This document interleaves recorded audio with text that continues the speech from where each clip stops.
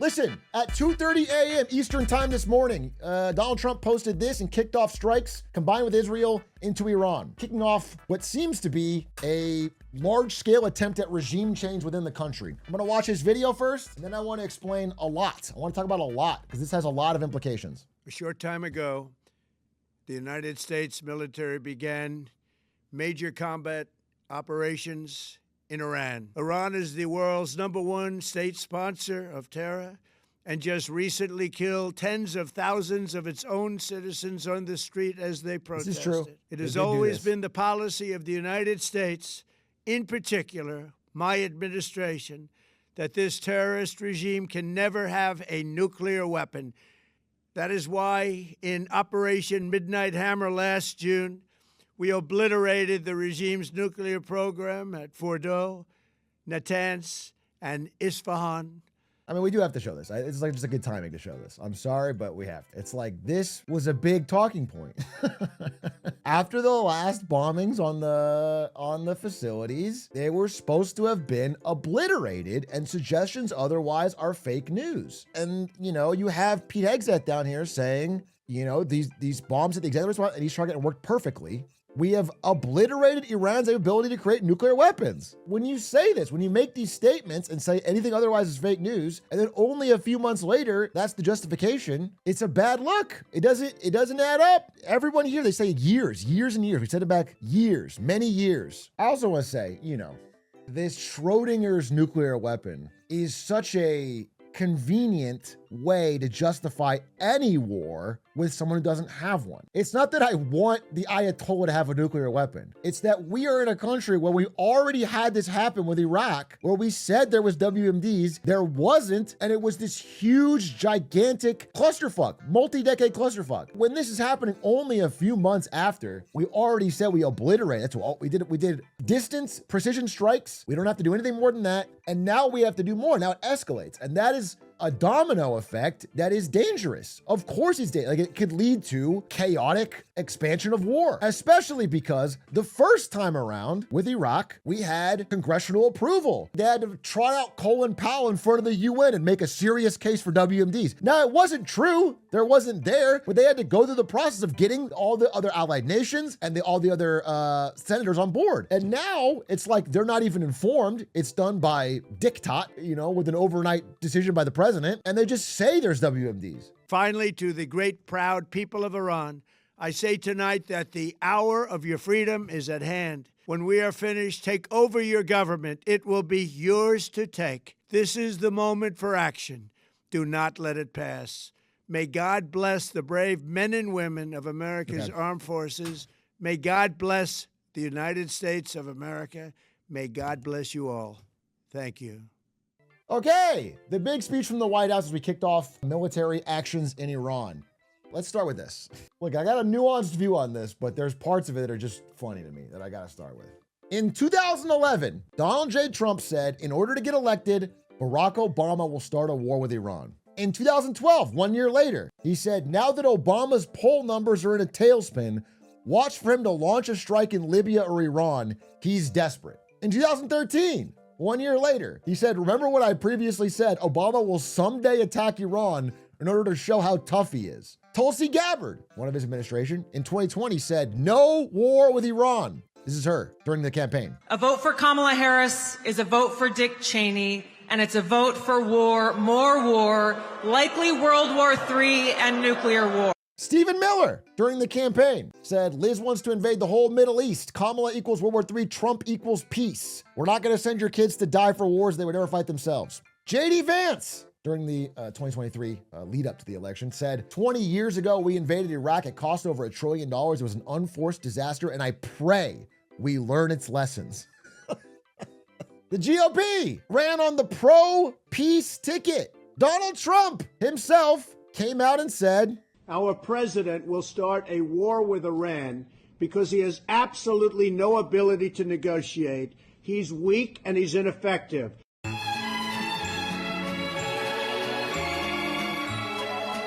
Now, one thing I got to say early in this presentation, because I just think it needs to be known, is I have absolutely zero not even 1% respect or love or defense in my heart for the Ayatollah of Iran, nor their regime. I support the protesters who tried to overthrow it earlier this year. I open with this because this rank hypocrisy undermines exactly what a democracy is supposed to be about. If you run on an anti-war, pro-peace ticket, when you exclaim that going to war to Iran would be a stupid, foolish move, when you spend a lot of your time talking about America's mistakes in Vietnam, Korea, Iraq, Afghanistan, and then you do something that is fundamentally similar, it is a betrayal. It's a betrayal to anyone that voted for you, and it's a betrayal of anything it's supposed to stand for. On that level alone, it's disgusting. So today, we have Operation Epic. Also, I think it's dumb to name it Operation Epic Fury. This is petty.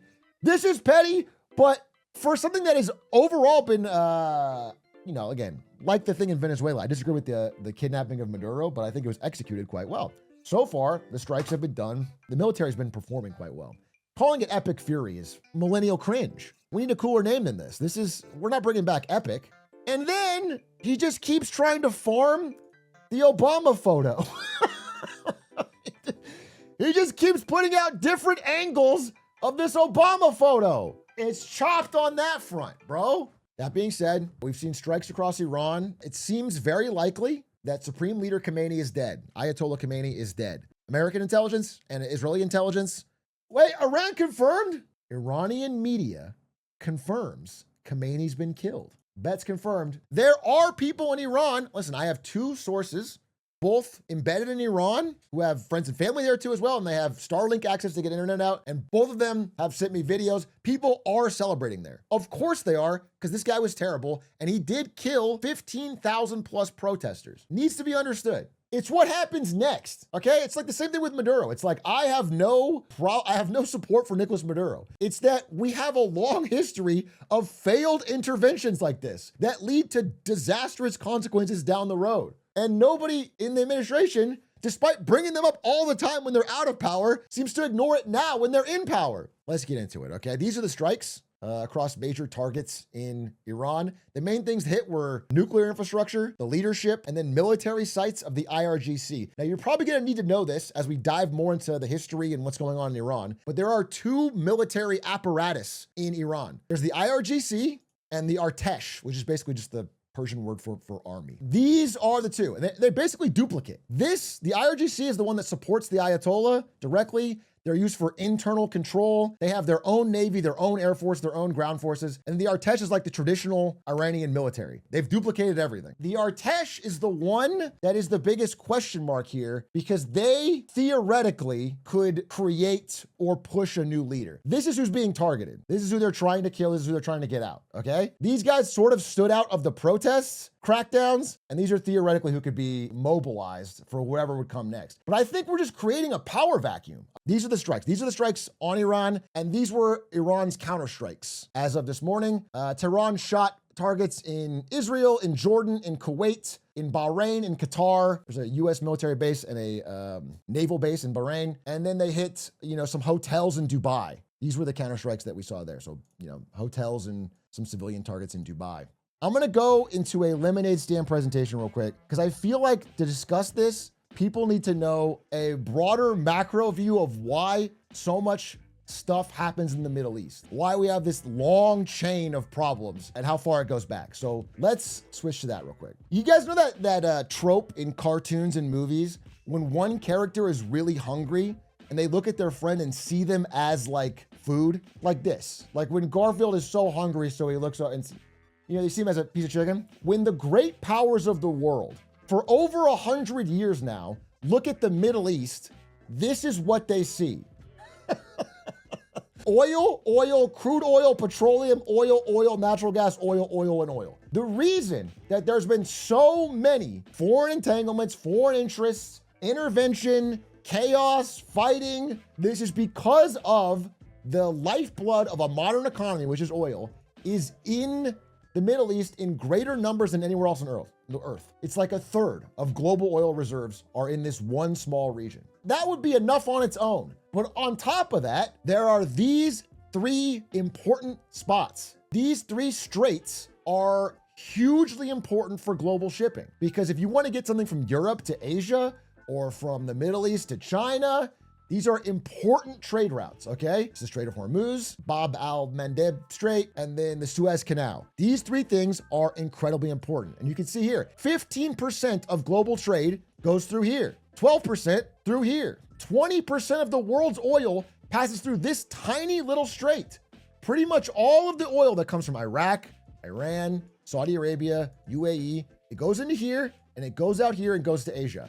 It's incredibly important. And this tiny little thing can be closed up by Iran at a moment's notice. So this is why there's been so much interest for, again, pre-World War I, like forever. This is a long, long period of interest. And that is why the great powers of the world have conspired over time to get deeply involved and try to divide things up and have spheres of influence and make sure they have a partner in the region, because they do not want to allow control of these straits and control of this oil to fall into rival powers' hands. That is why we have this situation. Now, this one I've shown here, I covered up with Great Britain, because this is the early version. The modern version, Great Britain is no longer a major power, it's China. And the reason why we have these big state, little state partnerships, the US partnered deeply with Israel because of this projecting power in the Middle East. Now, you can make a very strong case that in the modern day, Israel has become the tail that wags the dog, and they've spent so much money on political influence that they are changing the order of who's, yeah, you can make that case. But I'm talking about geostrategically, this is why the situation is as it is. America's the big bro, little bro with Israel, because they want to control these states and have influence on this oil. And Joe Biden himself said his best back in like the 80s. Were there not an Israel, the United States of America would have to invent an Israel to protect her interest in the region.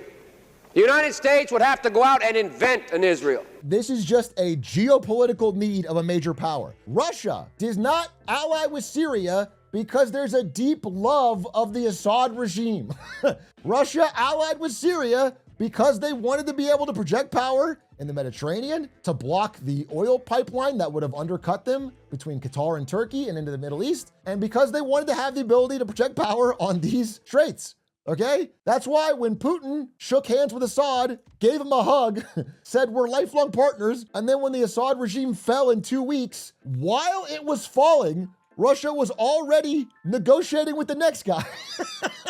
They were already making new commitments to the current Syria because the geostrategic region is more important. It's not who's in power, it is the location. And again, in Iran, their biggest partner right now is China. Why do you think China is deeply tying itself economically with Iran? Do you think it's because China has a deep love for the Ayatollah, the Muslim religion, or the...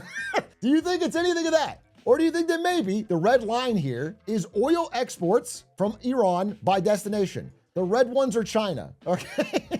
It is their geostrategic source of oil. That is why they're signing these massive pacts. That's why they are sending them weapons. They would like to have a geostrategic ally in the region, as every great power does. This thing goes back to Great Britain. Great Britain did the same thing with almost everybody. How do we get to the Ayatollah? How did he get here to begin with? And this is an important question, because while I despise the Ayatollah, it is worth asking questions of how he got to power to begin with. And like most insane geopolitical stories, it starts with a British man. A millionaire playboy British man. By the way, the real guy, his name's William Darcy, doesn't look that different. So this guy was a millionaire British socialite who made a bunch of money in Australian mining, okay, and didn't know what to do. And he's traveled around the world and he's drinking and he's trying to find some way to turn his money into more money. And this guy, he ends up in what is modern day Iran, then called Persia, and he offers the leader $3.7 million in today's money. I don't know what it was at the time, but $3.7 million in today's money. And he's like, yo, I bet somewhere in this gigantic landmass, there's oil. And if you give me 60 years of oil rights, I'm gonna find it. But people thought it's like a desert. It's very hard to search. There's probably no oil out there. Seems like a big waste of time. So the leader goes, LOL deal. You got it. I'll take $3.7 million cash. You can wander the desert, you rich British guy. And so he starts his search and he wanders all over Persia and he hires people and he burns through all of his money, all of his mining money. He is reduced to almost nothing left, and he's about to give up and go home, and he's like, damn, this sucks. But then if you'll post the meme of the guy with the diamonds, because he actually strikes the diamonds. At the end of his time, when he's about to give up, they strike oil. All of a sudden, this bad deal starts to look incredible. And he forms the Anglo-Iranian Oil Company, and it starts to become this massive, massive profit center. Now, if you guys are students of history, what do you think happened roughly between 1907 and 1950 that might cause a spike in the demand for oil? You think it was world peace? Turns out it was 2 back-to-back world wars, both of which put enormous demands on British need for oil. So Britain essentially buys out this company, and it becomes not just his company, not William Darcy's company, but the British company. And in fact, you might know it, this company, this Iranian company, you might know it by its modern name, British Petroleum. So that is this company. After all this is over, Iran is looking around at this deal it signed, which is still has like decades left on it, and is like, hey, this deal sucks. And it sucks for a lot of reasons. Number one, you are giving us like 16% of the profits. That's what the deal was. You get 16%. All the rest goes to Britain. But worse than that is that you don't give us any insight into how the profit is calculated. So they're doing a little bit of Hollywood accounting. British Petroleum would be like, yeah, our costs are super high. There's barely any profit. Here's 16%. But then they would check what the taxes they were paying in the UK, and it was like millions. And it's like, wait a minute, how are you reporting a different profit number to us than you are in the UK? And so Iran starts demanding oversight into the accounting and at least 25% of the profits. They said, we would ask for 50-50, but we've signed a bad deal, so we asked for 25%. Britain says no. Britain says no fucking dice, the deal's not changing. We're not changing the deal. Again, Britain at the time especially needs this oil. Britain after World War II is a mess. They need everything they can get. And so the pressure this creates on Iran is immense. And it causes the rise of this leader, Mohammad Mossadegh. Mohammad Mossadegh is not anti-West. He's actually pretty pro-United States. He is anti this British deal. And so when he tries to negotiate and is rebuffed, he eventually decides, okay, fuck this. We're nationalizing the oil. And they nationalizes the whole oil company. He kicks the British embassy out of Iran and seizes control of the whole thing. Now, again, I've talked about this with regards to like what happened in Venezuela. This is usually a stupid idea because you don't have the expertise. You take it over. You can't produce the amount of oil you're producing before. Things usually collapse. It's not usually a smart idea to full nationalize. You're trying to get a deal. You're trying to get like a split that allows you to get some control. It's usually not a smart idea. It usually does not work. However, they were kind of forced into a corner because Britain was not negotiating and not giving them oversight. So after he nationalizes, Britain gets really angry because they fucking invested money in it. This is their British Petroleum company. Now they're fucking pissed. But remember the time period. This is right after World War II. Britain is no longer really, they're kind of a paper tiger. They're no longer a major military power. They no longer are calling the shots. They no longer have the strength to project power in a way they did. And so they do the next best thing. They go to their big bro.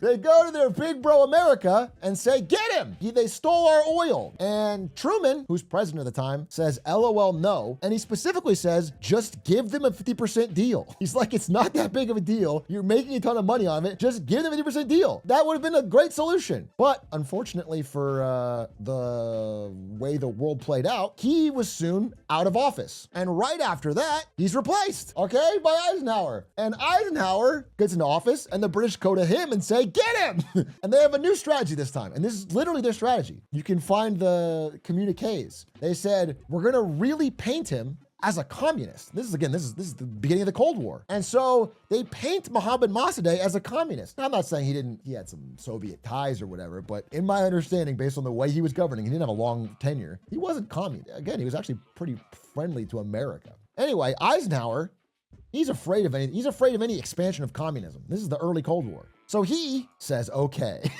And so he approves a thing called Operation Ajax, which is a CIA undercover operation to try to overthrow Mohammad Mossadegh. They send in, now it's not very well funded. Again, it's like $100,000 and like a few men.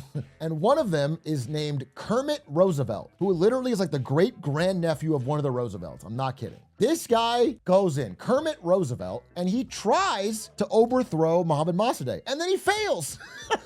He fails. He sends a letter back and he's like, bro, I couldn't do it. They're like, all right, come home. And then after they tell him to come home, he's like, wait a minute, I got one more shot. And he gives some of the money to some group. Again, you have to understand, there's a book about this from the Iranian perspective. It's a very complicated time there with a lot of different factions fighting for control. I don't want to simplify it and Americanize it and say one guy came in and changed everything, but he provides a spark to a tinderbox that helps a rival faction push to get control, okay? And it works. And so he sends a follow-up letter. He's like, yo, actually it worked, bro. My second attempt worked, which is right away really a bad thing, because this is the first time the send some money and a guy in and try to overthrow the government thing actually worked for the CIA. And it becomes their strategy for like 3 decades after this.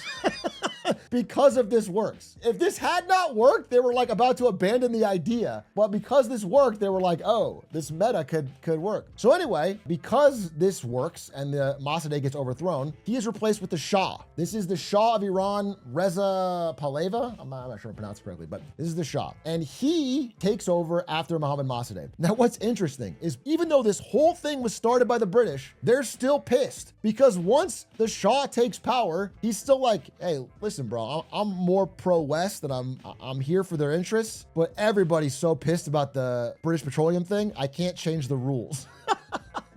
Britain never gets back BP. They never get back the ownership. They get a small percentage of the output, but like it's less than they would have gotten if they just taken 50-50. So again, this has been a huge disaster for Britain. All of this has combined to give them less than they could have gotten just by negotiating. The Shah is a complicated figure. On terms of like domestic and social policy, in some ways, he's progressive. Like, again, you see these photos from pre-revolution Iran where women can wear whatever they want. There's thriving universities. There's some part of him is progressive. However, in terms of domestic control, he's actually a tyrant. He has a Savak personal police force. This is like a Gestapo type thing. And he has brutal crackdowns on political opponents. He has like private prisons that he tortures people in. Like overall, a horrendous reign. Okay, it's very politically repressive, I guess. If you're not a political opponent, it's like a pretty decent time in Iran because their economy is doing pretty well and there's opening up of freedoms, but political opponents are brutally repressed. And this leads to a even bigger political turmoil in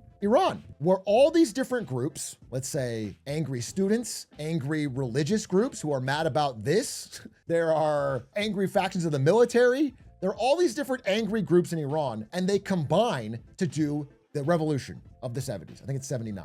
And there's a big revolution in Iran where they want to take back the country. Now, what's interesting is all of these groups have different goals for what Iran should look like, but they all agree to shake hands and figure it out when it's over.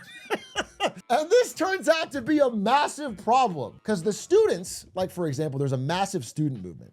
The students primarily wanted to get rid of this repressive part, keep this part, and maybe even open the country up to democracy. But this guy, the Ayatollah, primarily wanted a repressive theocracy. And it turns out after it's over, after they got rid of the Shah and he fled, the repressive theocracy wins, primarily because they have these, they have mosques all over the country. They have a distributed power network. They have the most established way of communicating quickly, and like they have a command structure. And so these guys win. And all of a sudden, all the other groups that thought they were getting a better Iran, in fact, get an equal, or I think likely a worse Iran. And so all of a sudden you go from this to this, and you have a repressive top-down theocracy controlled by the Ayatollah and the IRGC, okay?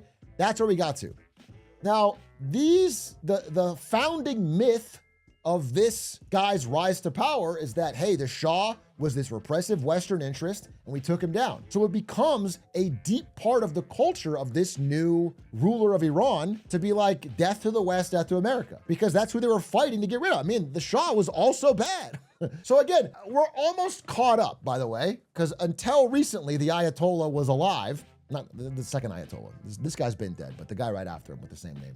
And we're almost caught up. So that is how we got to where we are. Understand that Iran has gone through multiple revolutions, multiple regime changes, and a ton of foreign meddling. and they have not had a good leader in there. They're getting bad leader, bad leader, bad leader, bad leader. The last time they had a democratically elected leader was Mohammad Mossadegh, which got overthrown with its CIA involvement. So you can understand why this became where it is, okay? So that brings us to today. Why now? Why are we striking Iran now? So a big part of it is that Iran's strategy for a while to project power has been they don't want to do combat on their own. They don't want to actually fight directly, but they have a ton of money from oil. They get an absolutely absurd amount of money from oil, so they fund proxies. So they've been funding proxies in Lebanon, in Syria, and in Yemen. And then over time, again, this is like in our recent memory. In the past few years, basically kind of like since Israel's been going hard on it since post-October 7th, one by one, Hezbollah in Lebanon got defeated or neutralized. Assad's regime in Syria fell, and the Houthis in Yemen got kind of neutralized. So all of these got knocked out, and that has left Iran with a lower oil price and no proxies. And so now they're as weak as they've ever been.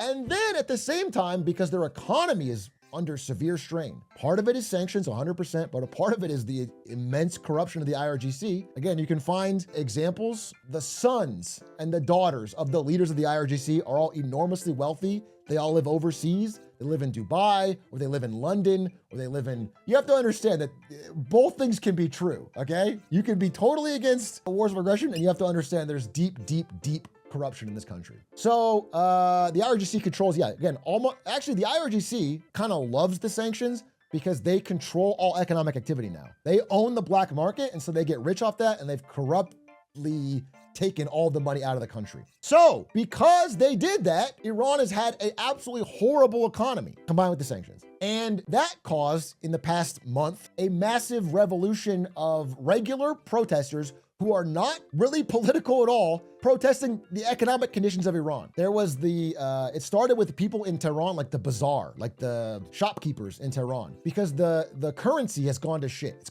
It's collapsed. So because of that, they protested all over the country, and there was a brutal, massive crackdown where at least 15,000, as many as 30,000 plus protesters were killed.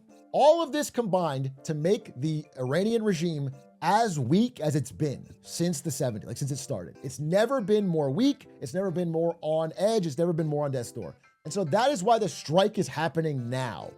Just so you're caught up to today. I want you to, so far it's just facts to understand what's going on. Now I'm going to give you a little bit of like what this might mean and why, but I hope that helps you understand like how we got here and why different parties in different areas have their beliefs, and they're all based in truth. So let's get into it. And a couple of things to just verify what I was saying. There's an enormous amount of like videos of IRGC children with supercars in Dubai and buying global property in London. And this guy's the Ayatollah's son has £100 million global property network on Billionaires Row in London. It all comes from IRGC corruption. So anyway, the political firestorm back in America is an area that I really want to talk about because people I've supported on this stream are making incredible points that I do agree with, including Ro Khanna and Thomas Massie, which is that, listen, it's not our issue whether or not we should not be trying to do regime change. It doesn't matter what the Ayatollah's record is. It's so crazy because in America, it feels like it's a question we have to ask. But if you were in Brazil and your leader was like, yeah, it's so bad, the Ayatollah, we should send our jets in and get rid of them. Like any other country would be like, it makes no sense for us to send our army in. Do you know what I'm saying? So the idea that that's a reason is foolish. And that's not why it's being done, by the way. So the idea that we as USA need to do that, even if that's your rationale, which is not the true rationale, is stupid. It makes no sense. And again, we have to look at the track record. The track record of trying this type of stuff is mostly disaster. And this is a bigger country, a more populated country than this has been tried on before. The idea that Iran is just going to peacefully transition to a new power that is going to be amenable to what Donald Trump wants, and there's not going to be any chaos in the country. It's absurd. And more likely, it's like a long period of chaos, instability, creating more resentment. Do you understand? Like these are the more likely outcomes. Additionally, on a very basic level, we have a War Powers Act in America that is supposed to put the power of this with Congress. And again, previous presidents have abided by this. Donald Trump has declared the War Powers Act unconstitutional. Thomas Massie and Ro Khanna, they brought a bill 2 days ago saying that they would like to amend the War Powers Act to prevent war in Iran. But Congress doesn't meet until Wednesday. It's a very convenient timing for this war to happen right before Congress could meet and try to limit their capability of doing this war. Additionally, as a citizen, as an American citizen, not everybody here is an American citizen, but if you're an American citizen, it is important to want our representatives to vote on this because it lets you know who supported it and who didn't. It lets you be on record. Okay, that's why we have these elected representatives. If it is all done by dictation from one man, the president, you don't get to know where your representative stands on whether they are for or against in writing on this war. These are things we need to happen. That way it allows you as a citizen to vote for the actions that you want. I want to bring this back to recent examples even. A smaller military action in Venezuela was where we kidnapped Maduro. And people said, it was in and out, we're done, and the people of Venezuela are celebrating. And again, I'm no fan of Maduro. But what has happened in Venezuela since then? We just put his second in command in charge to take the oil out. The repression in Venezuela has intensified. There has been no great freedom for the people of Venezuela. So I don't believe it when you say this is going to be a great freedom from the Ayatollah in Iran. I don't believe that your mission is to free people from the repression of their leaders. I feel like your main goal is to switch it out for someone else who will do your bidding around oil. That's the main thing I think is the main goal here. It's not that I don't think the original goal would be noble. It's that I don't think that's your real goal. I don't trust you. It reminds me of this frustrating conversation I have around government efficiency, where I talk about hey, we have this massive deficit, we have to address it. And you're like, well, then why don't you support Elon Musk and Doge? And it's because I don't fucking trust him. And I was right. He didn't do anything. Do you understand? So it's people try to use the ideals as well, he's saying the same ideal as you. Why don't you want to get rid of the Ayatollah with Trump? And it's I don't trust him. I don't think his goals are actually noble. I don't think they're aligned with mine. And I don't think he's actually going to do what he says he is. That's the core principle of what I'm saying. It's and then when you look at all of their words and actions leading up to it, I just get a sense of deep hypocrisy of doing this for reasons that are not what you purport them to be. Now, that being said, it's happened, right? I will say, we need to talk about the next steps. What does this mean? Because the strikes are happening, and based on the deep weakness of the regime, the likelihood of many Iranians wanting to change power, and the intelligence and strikes of the attacks, it seems likely that we will see the collapse of the IRGC and the Ayatollah. So what does that mean? I talked to this guy in Iran, all right? He's a younger guy. And he says his hopeful outcome is that the son of the Shah comes in. And it's I respect this guy's opinion when he's telling me this, but are we not seeing parallels? If the first Shah had a brutal crackdown and then led to the revolution the first time and the Ayatollahs, why are we doing a regime change to the second Shah, the Shah's son? I understand it could be a different man. I understand he could have learned a lesson, but this is crazy to me. And so my bigger worry is that this guy goes into a deeply divided, snake cut off the head Iran, and it's just chaos. It's just chaos and factionalism and infighting and disaster. And the two outcomes from that are either America walks away and just leaves a smoking ruin, or they send boots in the ground and we're dragging another 10-year quagmire, 20-year quagmire.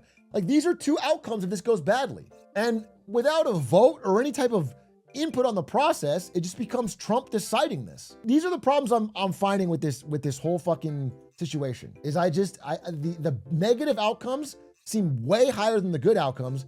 And then the good outcomes, there's no real justification to go for those in the first place. Okay, you don't have the universal right to go in and try to make those good outcomes you want.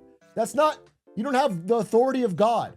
So that's why I'm against this. And I've had this conversation, I've been talking to some people in Iran, because I have to tell you guys, I have to be honest with you, the two people I've talked to in Iran are both supportive of this. And I think people who are too simple-minded on this are not being honest enough about how horrible it is under this regime in Iran. But I know that, and I am still, after thinking about it, not supportive of these attacks. It's a little more of a nuanced position. I think you are allowed to have both. That is the trap of the situation. But I'm trying to explain my thoughts on it. And again, this is all happening today. I'm sure my thoughts will evolve as I think about it and learn more. The takeaways, though. Okay, here's the takeaways. So, is this just a distraction? No, I think that's a convenient bonus for Trump. But geostrategically, there are forces within the Pentagon and outside of just Trump that have been pushing for this. And in Israel, by the way. And I wanted to tell you how there's some impacts, okay? So let's connect some dots. Remember this graph? This is Iranian exports to China. They are one of China's largest oil suppliers. So now, if Iran had a different leadership, that would be a huge control over China's ability to get oil. Remember Venezuela? Who do you think Venezuela exported their oil to? It was China. Have you heard about what's going on in Panama? America has pressured Panama to cut off Chinese access to two major ports there. If you connect the dots, this also applies to Greenland. This also applies to every other major military or political event they've been going on. The real connect the dot here is China. What's happening is a giant buildup between, again, this multipolar world of America and China over control over resources, trade routes, and oil. That is what's happening. Like, that is the undercurrent of all of these actions. And again, the reason I can make that claim is because it's not Donald Trump designing this grand plan. Donald Trump is signing off on things. It is the Pentagon's plan to try and build up a resource war over China. And so that is the prep. That's what's been happening. And additionally, Iran is a major supplier of drones that Russia uses in its war with Ukraine. So there's that angle to it as well. And that's the buildup we're getting to, which is not a positive thing because, like I said, these are the dominoes that fall before a big major global conflict. This is the type of thing you hear about leading up to World War I. These are the kind of like fracturing connections that build up to larger global conflicts. And that's what I think is happening here. So again, there is no idea how this will play out. My estimation is that they're going to try to put this guy in and he's going to have a lot harder time controlling the country than they think. And I think this is going to be more of a disaster than they think, but I don't know how it's going to play out. But these are like the undercurrents that like, I don't think the main obvious headlines are talking about. There's a bigger geopolitical play going on. And Iran, I think, is the centerpiece of like the capstone of what they've been doing behind the scenes. That's what I got for today on this subject. I'm going to be talking about it a lot, probably on LS and here on more. There's more to say, but that's the main. I can ask some questions, but this is the fresh thing for today. That's what I wanted to show you was this.